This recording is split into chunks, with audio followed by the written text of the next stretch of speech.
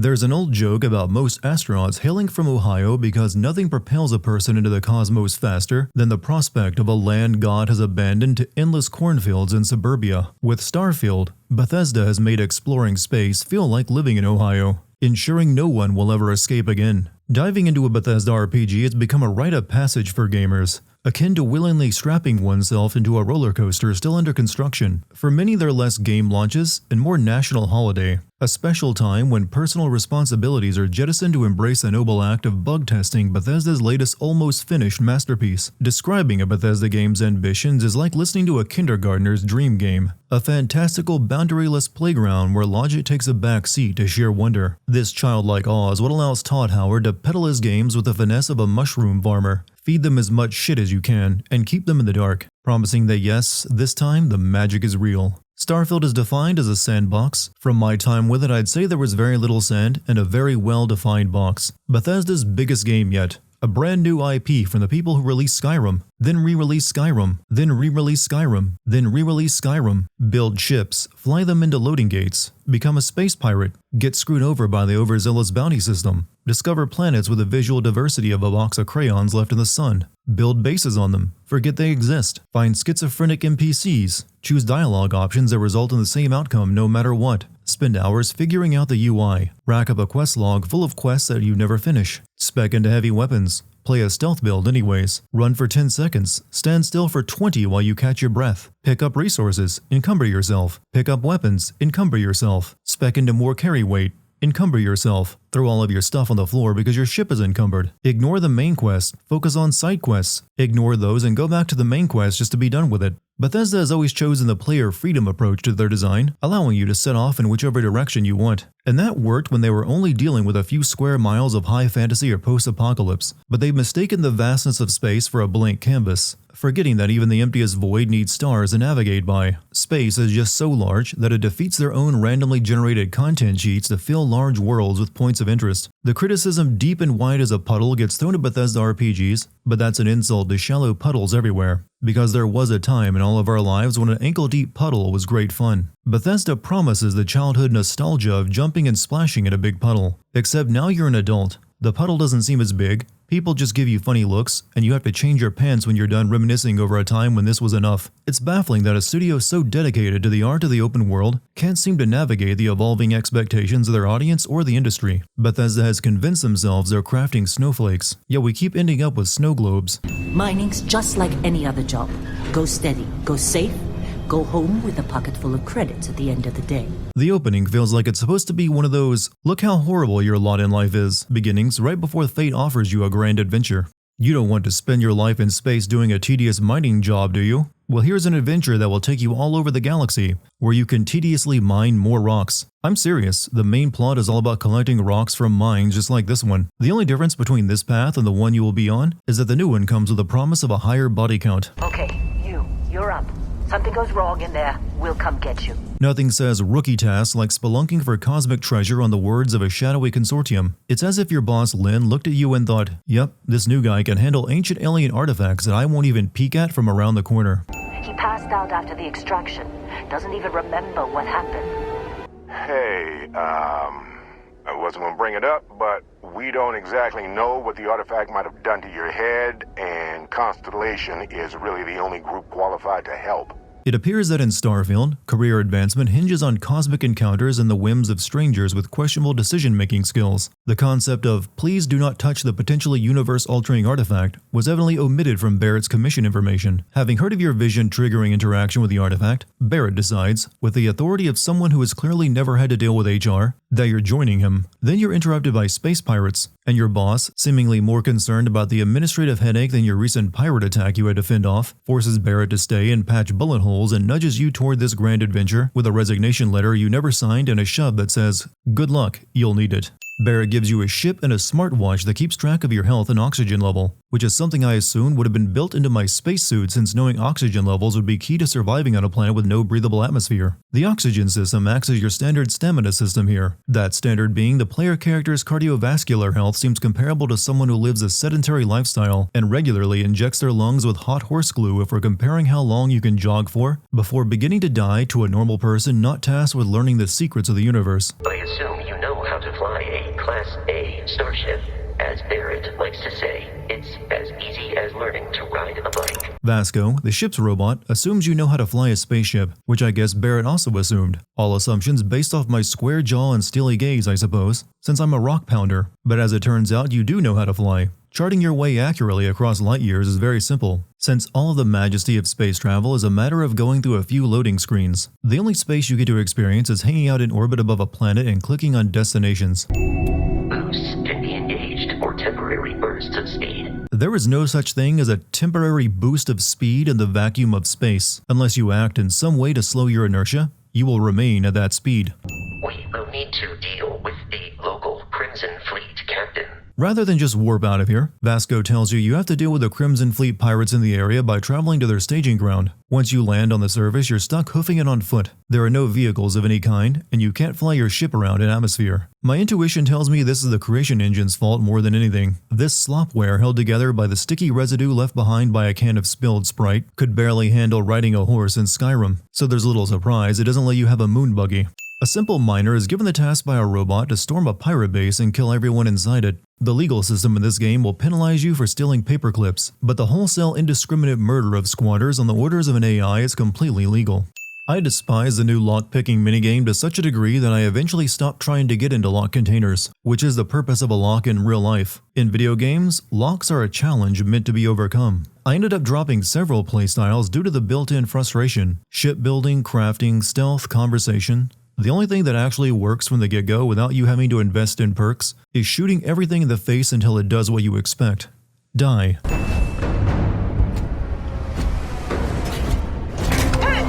is nothing nearby. I never use Vasco again after this. Not because he's scarily violent, but because the glitches and robotic NPC behavior Bethesda is known for wouldn't be as entertaining coming from an actual robot.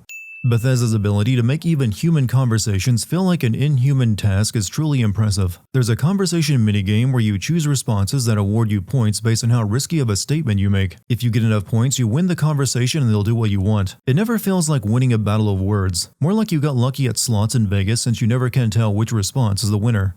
Building a character class doesn't really exist when all you can do is choose between perks. Leveling ended up feeling more like I was patching quality of life additions into the game rather than building my character. More carrying capacity and a larger oxygen amount was my focus, making my character build akin to a high school dropout who went into manual labor instead of going to college. Leveling up is also made more frustrating because you can spec into the same perk up to 4 times to increase its effectiveness, but you have to complete an arbitrary challenge test before the game will let you use another point on it. The game makes you earn the right to continue leveling a perk. And it's not like you level up quickly in this game, so they need to hold you back for balance.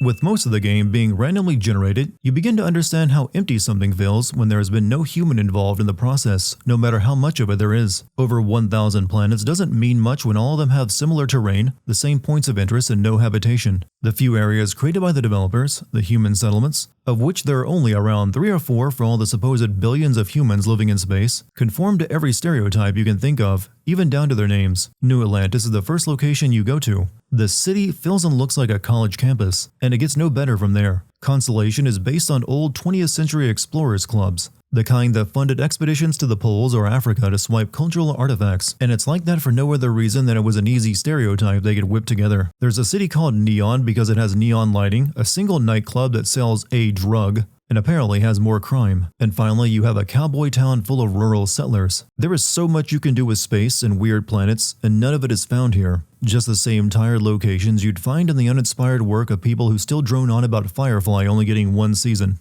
I didn't bother with side quests, which I feel is the single greatest criticism I can offer Starfield. I've never encountered anyone who brags about liking the main quest of a Bethesda RPG outside of Fallout New Vegas. Most players swerve off that path to more interesting side content at the first opportunity. Leaving the main quest for last felt downright intentional. Like Bethesda didn't want you to do the main questline until you had worn yourself out on everything else first. But I never once felt the urge to explore and discover any of the side content past New Atlantis, where I kept receiving missions that amounted to speaking with someone in one location, then speaking with someone else in a different location to complete it. There's an injury system. It's really just status elements, but it requires you to keep on hand a variety of different medicines that cure each type of injury. So in the middle of a firefight, you'll need to spend time scrolling through your inventory past the bee sting ointment, burn ointment, poison ivy cream, and mosquito repellent, like you're back in the Boy Scouts with a severely hassled counselor. The members of Constellation make up the main cast and your follower NPCs. They have the charm and personality of a family-owned mattress store TV commercial cast. Their vague mission: explore space and see what's out there. Once a given area is pretty thoroughly explored and all the UNICEF World Heritage Sites picked out, clubs of explorers don't really make any sense, especially when all the worlds just contain abandoned research stations. The Lodge has a wealth of modification and research equipment.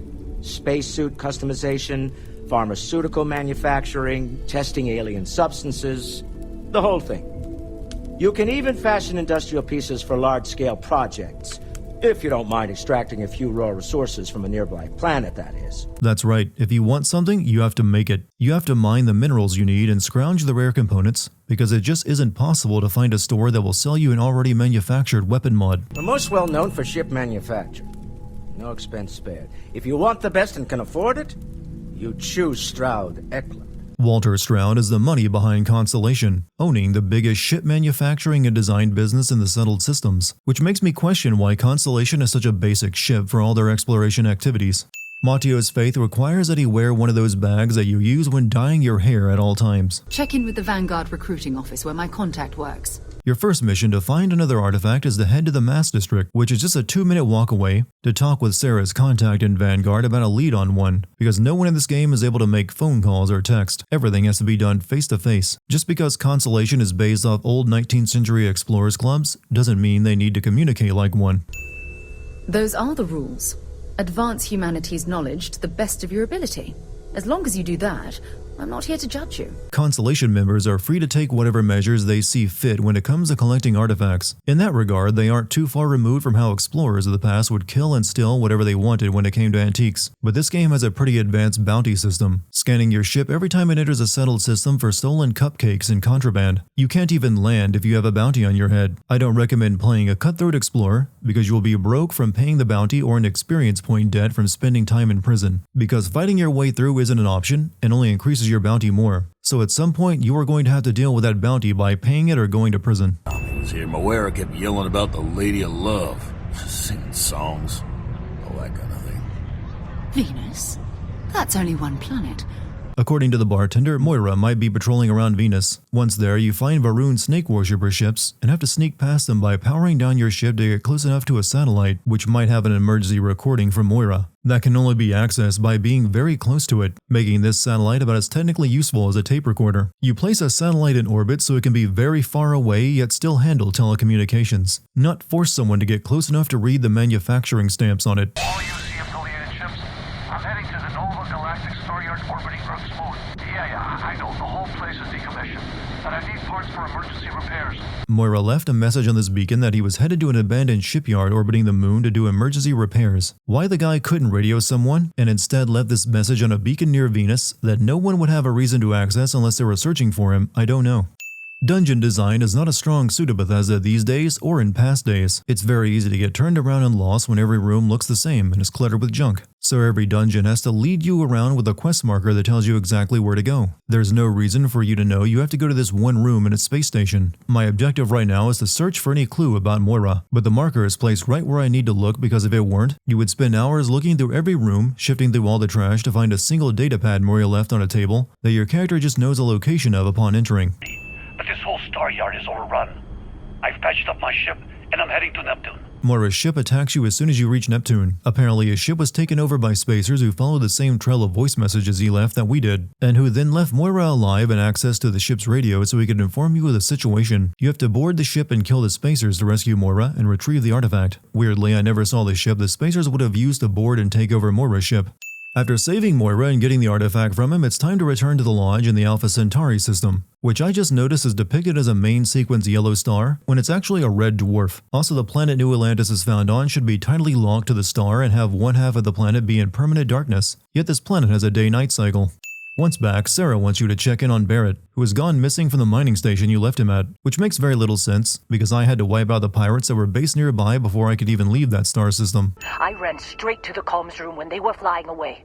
Tried to see if I could reach them, but the computer is fried. Lynn tells you the communications are fried, so she couldn't radio for help after the attack, but you easily fix it by placing batteries that she already had on station into the wall and it works just fine, allowing you to hear the message Barrett sent before the pirates warped away.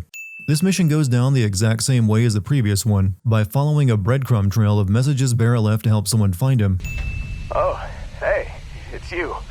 And here I thought you were some pirate coming back to kill me. Lucky me, right? You follow the coordinates in Barrett's message to a planet where you find a crashed pirate ship and Heller, the other person taken by the pirates from the mine. Heller and Barrett managed to grab a gun from one of the pirates but accidentally shot the pilot and flight console, causing the ship to crash into the planet, which apparently killed all the pirates but left Barrett and Heller alive. Then another pirate ship arrived, and Barrett got on board instead of hiding and letting them assume everyone died in the crash. Which also means Barrett left Heller to die since the guy was stuck on this rock without a ship and no air supply beyond his suit, and with no reason to think anyone was coming to save him. Got a signal from the ship before they grav jumped.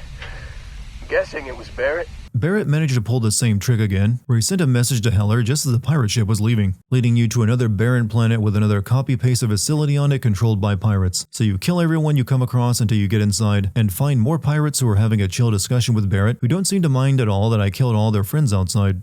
But I can't just let you go with nothing to show for it. Is Constellation willing to pay ransom in exchange for this man's freedom? You never contacted Constellation to set up a ransom payment. I had to track you down with the info Barrett slid past you.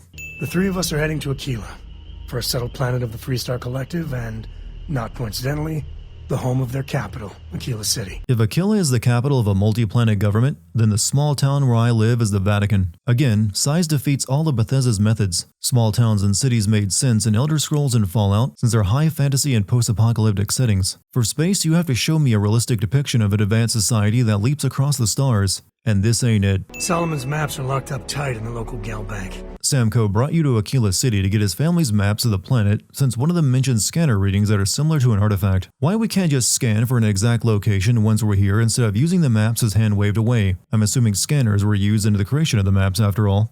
The family maps are held in the bank, which is currently being held up by a gang of bank robbers because this is as cliche as you can get for your cowboy space town. They won't talk to me. Say they don't trust the badge.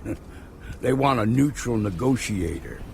In other words, they didn't have a plan for this, so they're stalling while they come up with one. The gang won't talk to the marshal, so he has you, a complete stranger who has no knowledge of hostage negotiation, take over and try to talk the gang into releasing the hostages. Maybe he thought I specced into the conversation perk.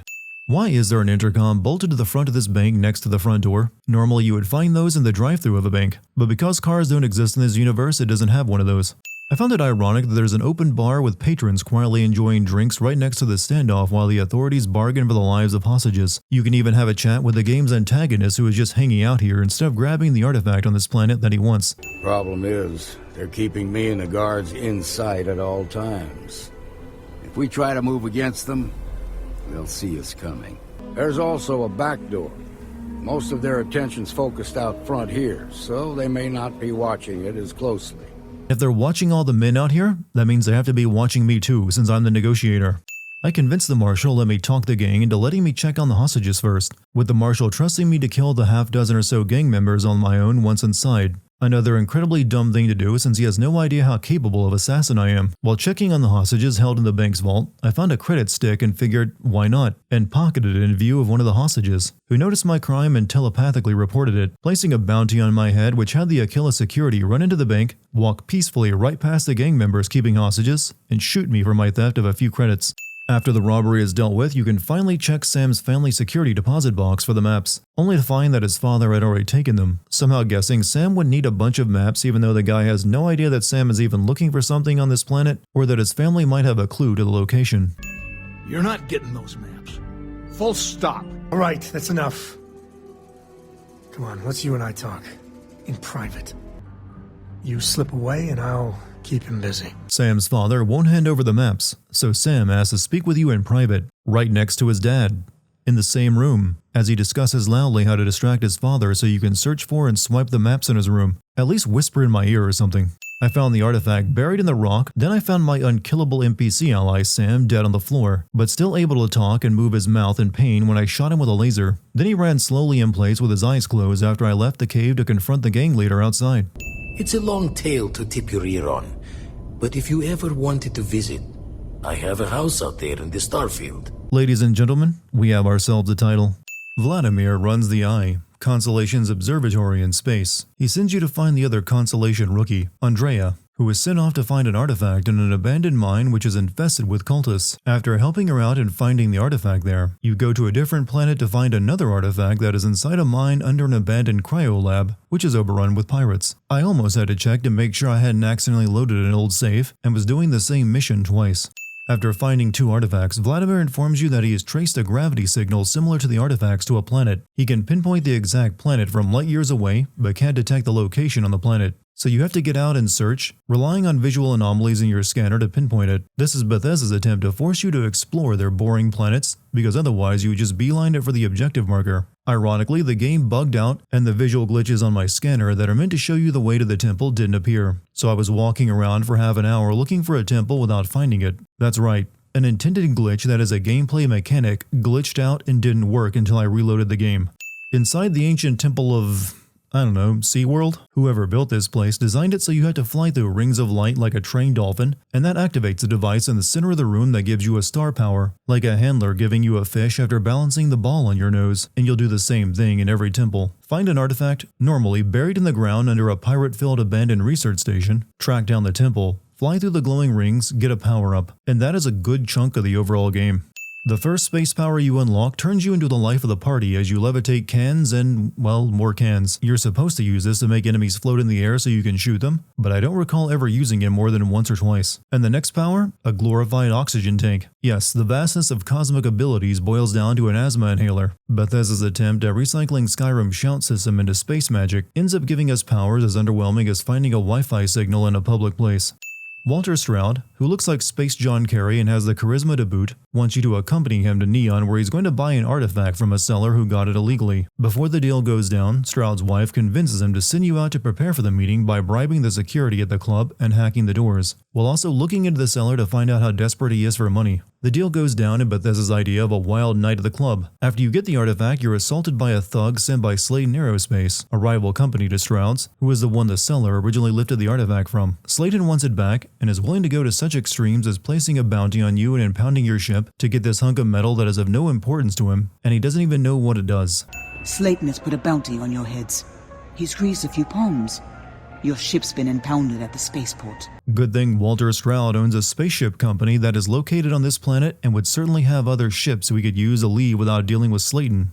Right? And he could pay off the bounty like I do when trying to land on a settled planet after stealing energy drinks. The guy's loaded. It shouldn't be that difficult. You'll want to use the vent system to slip around unnoticed. There's a cupboard just to the right of the elevator you came in on. I'd like to present Starfield with the award for the largest air vents in a video game. You're not fooling me, Bethesda.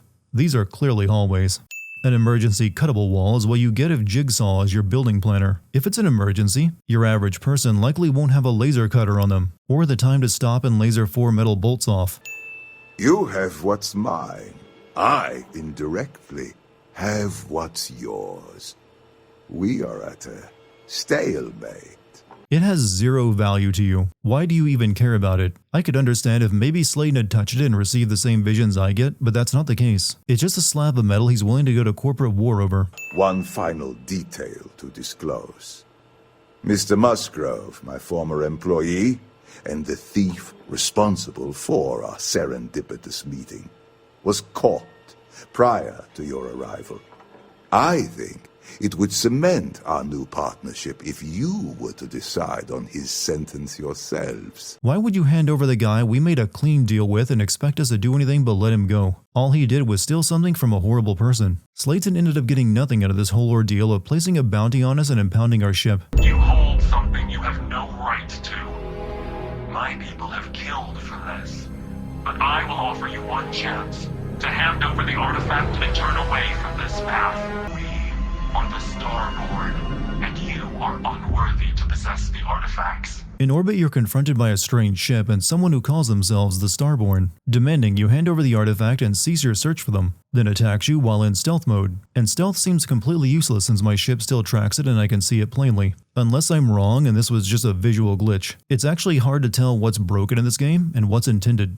With this new threat after the artifacts, Constellation is unconcerned with the notion that they might come under attack since they're keeping all the artifacts here, and send you to find even more, which means flying to a new uninteresting planet, delving into another abandoned research base that is overrun by space pirates, and finding the dig site under it where the artifact was exposed but never removed by whoever dug out the chamber. The only difference now is that a Starborn will spawn to fight you for it. We got more competition. Not Starborn, rival collector.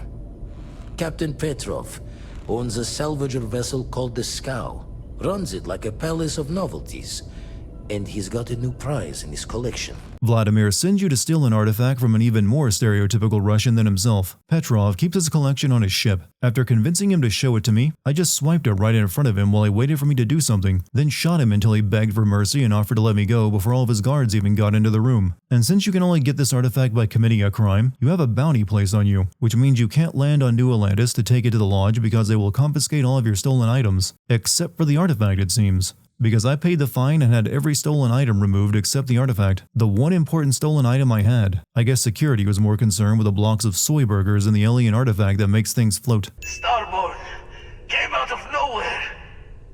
Vladimir, get out of there! He already left.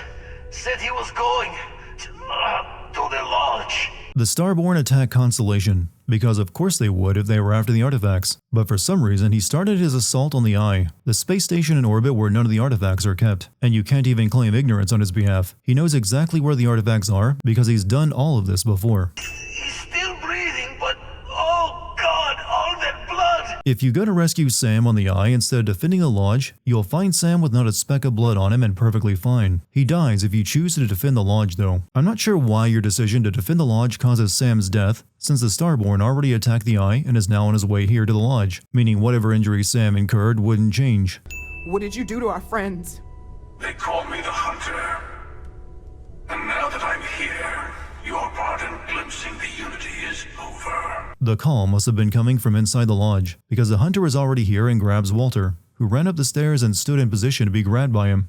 The Hunter chases you through New Atlantis all the way to the starport where you escape in your ship, only to find the Hunter waiting for you in orbit. But now he's changed his mind and lets you go. He even gives you a pretty good gun as a reward. Dad, come on. You have to keep your eyes open. Sometimes I wonder if Bethesda's games intentionally have perfect comedic timing in order to make up for the terrible writing. Sam Coe dies in my playthrough because I decided to defend the lodge, and while his daughter begs for him to get up and open his eyes, his lifeless corpse animates itself up into a sitting position while Barrett teleports into new positions. Unity. Do you remember that? I've heard that word before. It's an important concept in Keeper Aquilas's speeches. The pilgrim met the founders of the House of Enlightenment and the enigmatic cult of the Varun, and he gave them each a part of the truth. The Hunter mentioned the Unity during his attack on the lodge, and Matteo made the connection between the Unity and the teachings of the Sanctum Universum, which also speaks of it. Thankfully, there's a priest of it right next door, who tells you of one of their stories about a pilgrim who interacted with every major generic space religion, but each of them only have one part of the tale. But luckily for you once again, there's a member of the snake cult House of Varun being held in the city who can tell you that factions have, and a member of the House of Enlightenment who works in town. When you combine all of them together, you get coordinates for a planet many light years away, making this a very elaborate plan the Pilgrim came up with to lead someone to a rundown house centuries after he died, so he could then point them to a different location that might not have anything to do with him at all. The Pilgrim's home is empty, save for 5 journals of his that mostly talk about how annoying he finds his followers. After reading all of them, you're given a quiz on him by a computer that will then open the door to his bedroom, where you find his final journal, which tells the reader where they will find truth. The only thing on Hyla 2 are a bunch of weird bugs who have been waiting there for you for hundreds of years, and a constellation puzzle that directs you to another planet, and you don't even land on the planet it directs you to. The Hunter is waiting in orbit for you along with another Starborn who wants to have a meeting with you to explain everything. This quest was based on the premise that the Pilgrim, who was apparently a Starborn, needed to prepare the way for someone in the future by speaking to 3 different religious factions who were all influenced by him to record coordinates in their tenets in a cryptic way, only for the location to be his old home, where his journal directs you to a planet with nothing on it but directions to another planet, where somehow he predicted there would be a meeting hundreds of years in the future that the Seeker would need to attend. That's a lot of work for a plan centuries in the making, all to help a person in the next step of their journey that doesn't have any real negative consequences for the galaxy if he fails. The Unity. You are on the path to it. It is a place, a gateway. It is where we were reborn. So, I gotta say, this part is more awkward than I thought. Hiding my face was way easier. I'm not who you think I am. This universe is only the first one you've been to. I've seen hundreds. The Starborn are multiverse travelers, each hailing from their own dimension where they collected all the artifacts. The Emissary, the first one you met above Neon, turns out to be the alternate universe version of whichever member of Constellation died during the Hunter's attack. For me, it was Sam Coe. He masked his voice to hide his identity, and even spoke with a completely different speech mannerism from Sam. All the artifacts are needed to complete the armillary and open the way to the Unity. In every universe, the Starborn fight over them. Innocent people die. Sam has been to hundreds of universes at this point, and so have the other Starborn. They're essentially New Game Plus players. Given how boring this game is, and how many times I've gone on a killing spree for entertainment before reloading a save, I understand why most of them are violent psychopaths. I was also human once. But what does it matter who or what I was when eternity is within your grasp? The Hunter is the alternate universe version of Keeper Aquilus, the man who helped you figure out the coordinates that each of the major religions had a piece of. He also disguises himself and speaks with a completely different speech mannerism, even though you hadn't even met Keeper Aquilus then, and he doesn't seem like you would care if you did recognize him. He's the main antagonist from this point forward unless you choose to side with him. His motivation is that he's in his 100th or so playthrough of the exact same plot, but is going to go through the motions anyway. In that regard, he's a great stand-in for the people who'll still be defending Starfield in a few years. You've never come this far. Not in all the universes I've seen. The path to the Unity is opening to you. How can the multiverse be so small that you keep running into the same people doing the exact same thing in every universe? Shouldn't there be way more interesting universes out there that are drastically different? Before you leave, I want to give you something. A way to another artifact, but also a lesson in how dangerous they can be. Seek the moon of old Earth. There are secrets there you must discover for yourself. Here, to open the way. The Emissary gives you a key to access a locked research base on Earth's moon where you can find out the truth of why the artifacts are dangerous and why you should side with them to keep them out of others' hands. But once you head there, you find out the only thing inside the building was a computer with an email you needed to read that directs you to the roof of the building where you can listen to a recording that then guides you to a NASA launch tower on Earth where you actually needed to go to learn the truth. The guy could have just skipped the moon part and told you to go directly to the launch tower on Earth. These last glimpses from the eye are from the farthest fringes of known space. Could be the only remaining pieces outside the hands of the Starborn. The last artifacts the game has you gather require you to travel further than normal warp distances, forcing you to buy or build a better ship if you haven't already. The fuel mechanic of your ship doesn't actually matter when it comes to warp distance. You never have to refuel despite the game talking about fuel usage. All it determines is how many star systems you can jump through with a single loading gate. A better warp drive allows you to hop through multiple systems at once, while a weaker one will have you stop between systems, incurring a loading screen each time. I've never come across a game that forces unnecessary loading gates on you as a mechanic. Of the final two artifacts, one is in a mine under an abandoned research station, but the other had real potential to be the standout moment in the game. It starts out as another research station, but not abandoned this time. Then you start hopping between two different timelines, one where the station was saved and the staff are safe, and the other the base was destroyed and overrun by alien insects. You have to use both realities to progress through the base to reach the artifact. This was clearly inspired by levels in Titanfall 2 and Dishonored 2, but Starfield's engine holds it back from being as memorable as those levels. You can't trigger the timeline switch whenever you want, and there's no gameplay mechanics to take advantage of it. So in the end, you just make your way through a research station until you reach the artifact that caused this mess. Sorry, that was a terrible thing to say. Cora's mother, Sam's ex. At Sam Coe's funeral, his ex-wife shows up, and I can't help but notice that his wife is white like him. Yet they have a biracial child together. No one ever alluded to her being Sam's stepkid, so I'm more than a little confused. Having your mute main character give a funeral speech is a dumb idea. Selecting text that I pretend everyone hears but get no reaction to leaves me feeling like a ghost who's being ignored. Arriving at the research station on the moon, you use the key the emissary gave you to get inside and read an email that tells you about the recording on the roof of the very first warp drive test where one of the researchers questioned where they got the data on how to build the thing in the first place, and then was rebuked by the project lead. But not to worry, the answer is in a NASA installation of all places, not a high-security lab or even destroyed, since the facts of it are pretty damning. Earth is just like every other planet in the game. Barren. It was evacuated after its gravity began to fail, and the atmosphere began to dissipate. I think it's pretty clear that Bethesda can't even create a single planet in this game that feels like it's heavily occupied by more than 100 people. Depicting Earth accurately just wasn't possible, so they had to give themselves a reason to have Earth look like every other randomly generated planet, but even with that, it still makes no sense. The only thing left standing is a NASA launch tower. All of the infrastructure humanity built when they still inhabited their homeworld should still be here, but it's as barren as the moon. I don't believe you'd find a huge underground research lab under a NASA rocket launch tower. There's no reason to build it right there. Or have the elevator that would take you up to enter a rocket also take you down into the research station. Gravity is broken down here inside this station, so you float around. This is due to the artifact that they left down here when humans abandoned Earth, but decided not to bring it with them. Earth's gravity field was destroyed by warp drive testing, and in the preceding centuries no one ever put together the facts that grav drives can destabilize a planet's gravity. Protection against that would clearly have to be built into newer drives so people wouldn't destroy the gravity fields around their new worlds, so it has to be a danger humans are aware of. Yet no one ever thought, I wonder if the earlier unprotected drives wrecked Earth's gravity. This should not be a mystery the emissary had to send me to learn. Every grav drive in the settled systems was built on technology that came from an artifact that was discovered on Mars. But these early drives shook the gravity field surrounding Earth.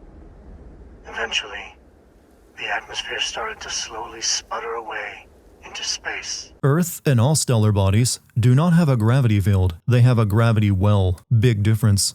That is why Earth is uninhabitable. The artifact gave the scientists a greater understanding of time and space, but not the wisdom to see where that would lead. But that's not true. The guy who used the artifact to create the drives admitted that he knew what was going to happen since the Starborn self told him it would, but convinced him that the trade-off was worth it. The problem is Starborn, not the artifacts. Thank you. Well, can't say I didn't try. We'll settle this at the usual place. The buried temple. We'll be there. The emissary and the hunter made an agreement that the one you didn't side with would wait at the buried temple, where the final artifact is located, to be the final boss. The buried temple is under another research station that all but dug up the artifact. Would it have killed you to show some actual effort or passion in your own creation? The only thing it does is reuse the shifting between alternate timelines trick from a previous artifact hunt. That would have been better saved for this mission rather than reusing it. With the hunter dead, you get all the artifacts he had, and the emissary gives you his as well. All that's left to do is stick them in your ship and power up the warp drive, and it's off to the Unity, where your own character will speak to you. Honestly, I was hoping this would end with you waking up on a horse-drawn cart in Skyrim. Unknowingly, you just answered your own questions. For who creates things but creators? That is what they have been named throughout the endless circle of time. Are they one or many? Human or alien? Terrestrial or celestial? One day, you might even meet the creators, but not this day. As for the why, so that you could ask that very question, so that you could stand before me for time immemorial and delve into the mysterious of the unending cosmos. Whoever created the artifacts is just as bad at design as Bethesda, creating something with no direction, no purpose, and then refuses to be anything but ambiguous when asked for clarification. If you had any interest in the world or story, this is a massive middle finger. I have never trusted Bethesda ever since I discovered I somehow owned 2 copies of Skyrim when I never even played that game outside of a friend's loaner copy, and I know very well to never trust them to cobble together a satisfying ending. After stepping through the Unity, you become Starborn and have access to a whole new universe, which is exactly like the universe you just left, except for minor changes to Constellation. Sometimes they'll all be dead, sometimes they've all retired, sometimes you meet yourself there, but outside of them, the rest of the world is exactly the same. Somehow, across the entire multiverse, 99.9% of it is a constant, except for this small group of people in a building. Bethesda's ambitions are too big for their game design, and apparently their endings.